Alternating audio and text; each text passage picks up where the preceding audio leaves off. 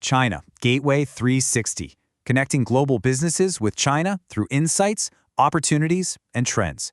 Today, we're breaking down China's first half 2026 GDP growth of 4.7%, and exactly what that means for foreign investors.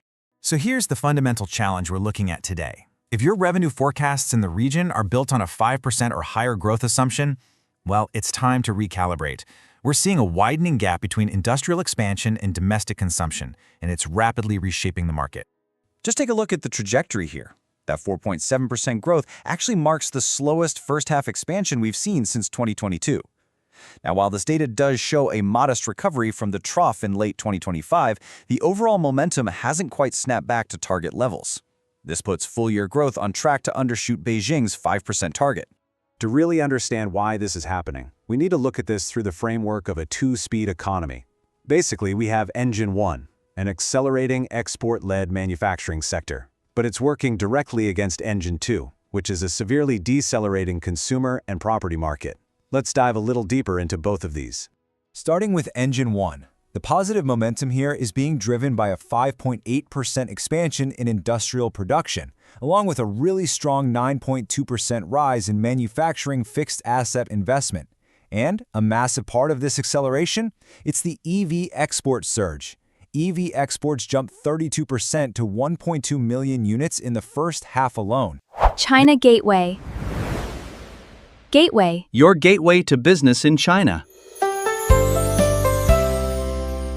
This brings us to a highly concentrated advantage in exports. China's export strength is now incredibly focused on what's called the new three industries. That's electric vehicles, lithium batteries, and solar panels. Together, these sectors now make up 18% of total exports. Just to put that into perspective, they were at 14% just a year ago. Now let's shift gears to Engine 2, the economic drag factors. The real estate sector is continuing its two-year contraction, down 7.1%. Meanwhile, retail sales growth remains deeply suppressed at just 3.2%. When you add in a near-zero CPI, the reality on the ground is that price-sensitive consumers are aggressively trading down. So what's the micro-impact of all this on the ground for foreign operations? Well, average manufacturing profit margins for foreign firms have dropped to a decade low of 4.8%. Domestic competitors are actively slashing margins to fight for market share, and we're seeing these deflationary B2B price wars spread into industrial components and logistics.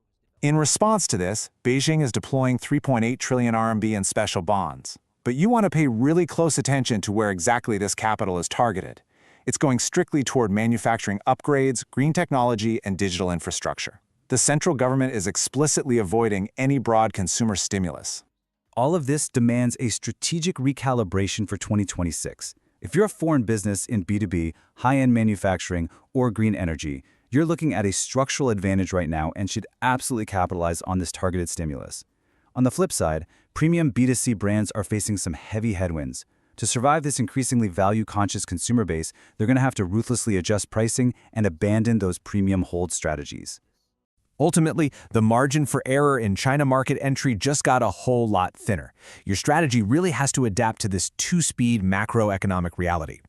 That's all for this episode. Like and comment to receive materials from us. Thanks for watching, and we'll see you next time.